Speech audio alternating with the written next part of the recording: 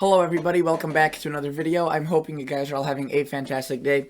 So as you can tell by the title, we'll be talking about a potentially significant Christmas snowstorm, and I didn't want to say potential because this is far out. I want to make this video a bit shorter because it's already late when I'm recording this. I was busy most of the day, and I don't want to make a 20-minute video. That'll take long to upload. So I need to keep it shorter, but there isn't really that much to cover. I mean, there is, right? But the details are far out, and I don't want to cover anything in depth because I would assume I know a lot about it. But again, models are all over the place. So without further ado, if you guys like this video or like any of my other videos, second video seeing this or whatever, consider subscribing, check out the channel, and if you are a returning viewer, liking the video, hitting the thumbs up button helps out a lot.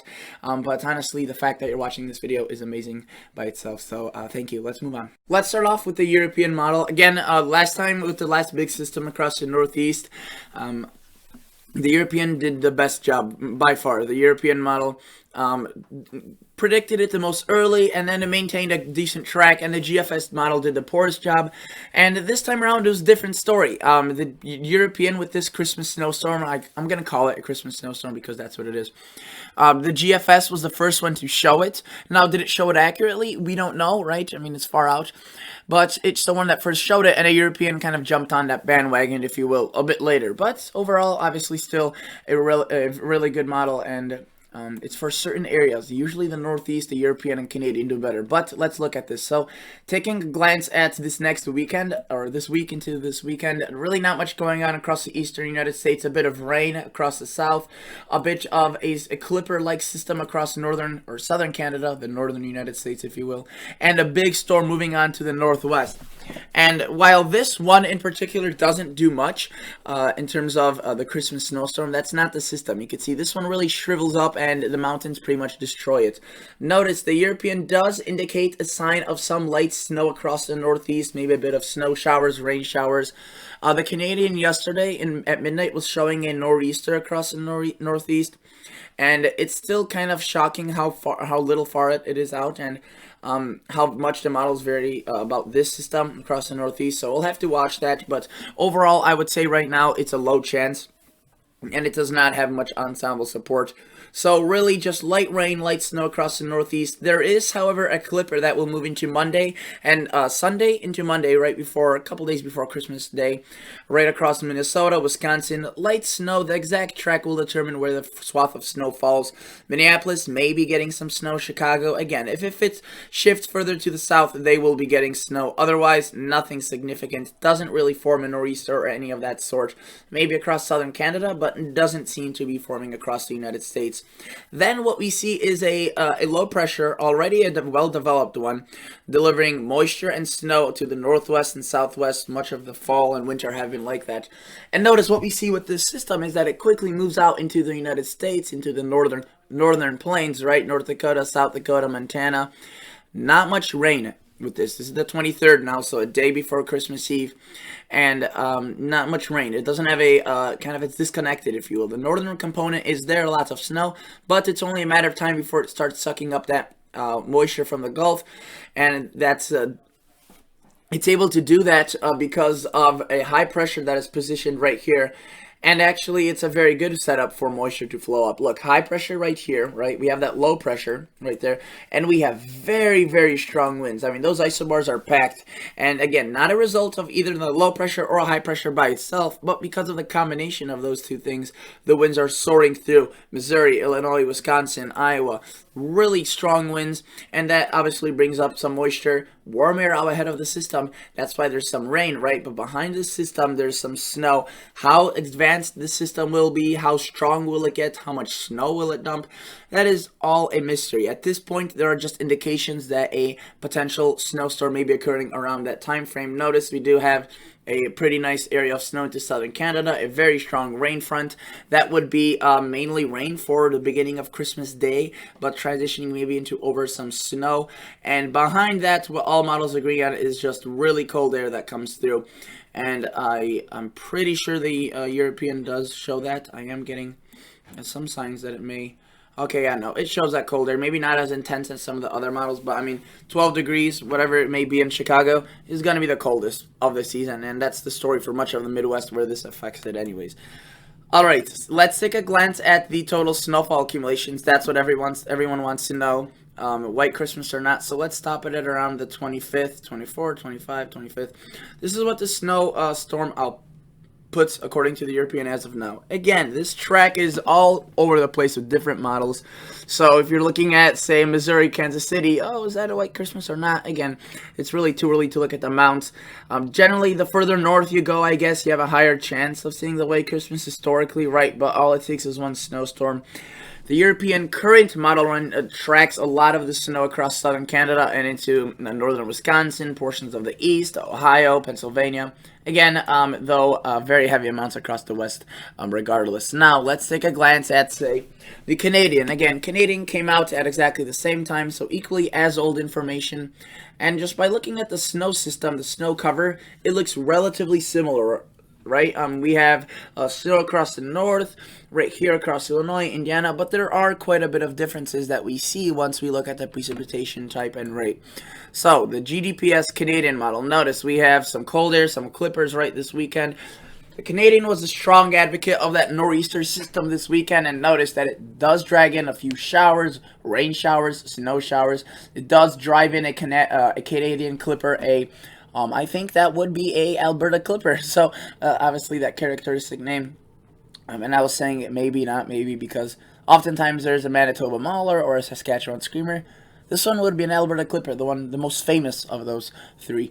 And notice that it does deliver some light snow, really, really light snow, not a snowstorm, just maybe an inch, 2 inches, 3 inches with some lake enhancement. And notice that a lot of precipitation just misses the northeast and possibly affects southeastern Canada or extreme southeastern Canada, pretty much Atlantic Canada. Otherwise, not much for the United States. But what we start seeing at around that late, or really I was about to say late weekend. This is already well into Tuesday. Late Monday, early Tuesday, we see that snow system moving on to the northwest. Again, lots of snow with it, not much of the precip in terms of the south. Though, again, with that setup, we have the high pressure, roaring winds off the Gulf that, that pretty much automatically brings us moisture and that allows the system to become strong. You can see the cold front dragging snow maybe into Alabama, Tennessee, Kentucky. And again, that would be a crazy system if it did snow all the way down there. And look what the Canadian does. It develops a monster out of this thing. And while a lot of this falls in southern Canada, if this develops a bit earlier, a bit later, this could affect more of the United States, more populated areas.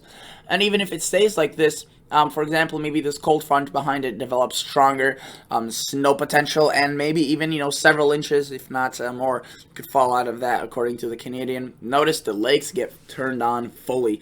This cold air definitely allows for that, probably the biggest lake effect event of the year. For much of the U.S. And then notice some of the scattered snow showers with that, and hinting at some other potential right there, the Canadian.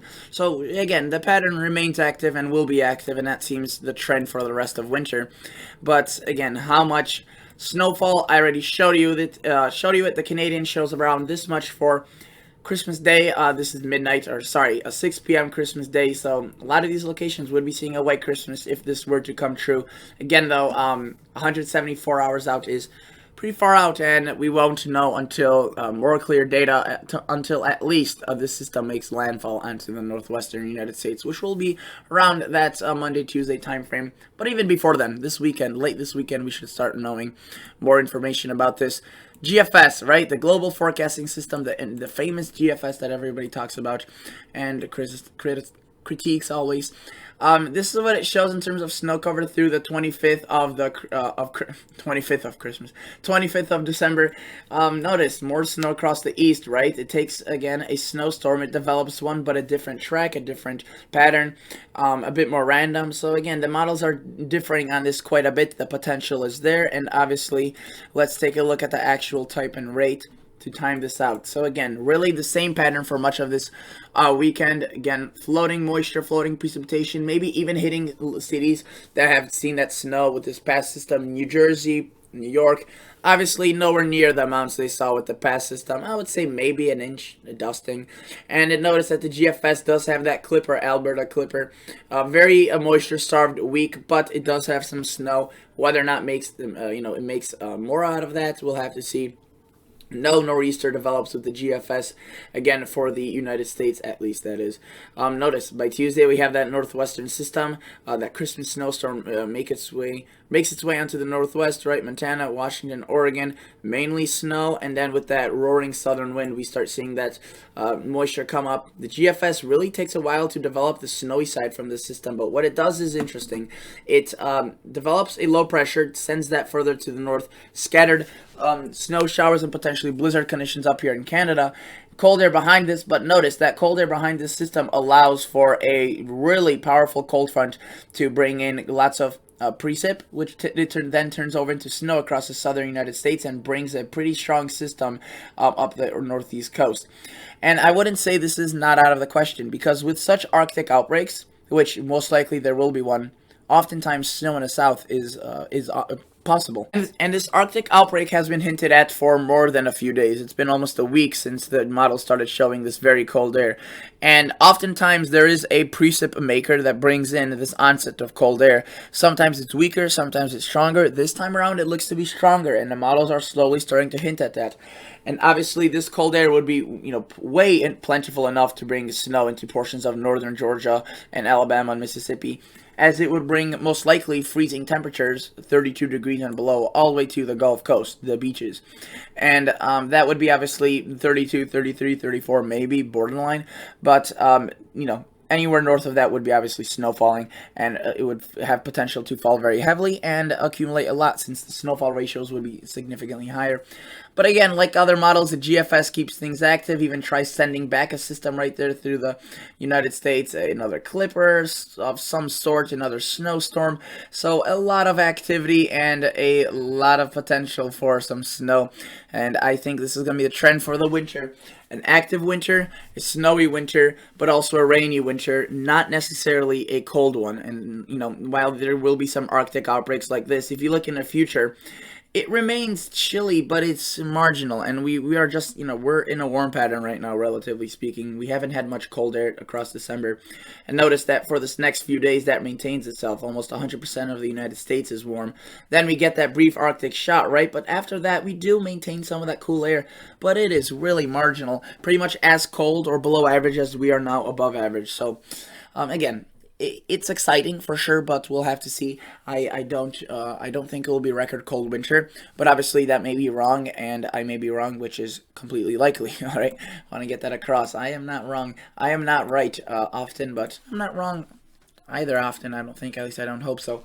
But I do acknowledge when I'm wrong. Oh, I'm wrong, all right? And if you guys point it out, then I even more so think I'm wrong. So. It's all a learning process, though. So notice that this is the NAM North American model. What it shows is this only goes out to 84 hours, and I just want to focus on this weekend system. So a lot of precip across the Northwest. Notice it does show a bit more precipitation across Michigan, Illinois, Indiana, right? It tries developing a stronger system, more precipitation. No nor'easter really, but maybe even a few inches in New Jersey, New York, and the Northeast. So we'll have to keep that under watch. And then it develops the Alberta Clipper into the Midwest, right? And then it starts bringing that Northwest storm out, but it's really early out, and so it doesn't go out that far. The RDPS, another NAM Lake model, does a similar thing, shows a bit more precipitation with that weekend system across the Northeast.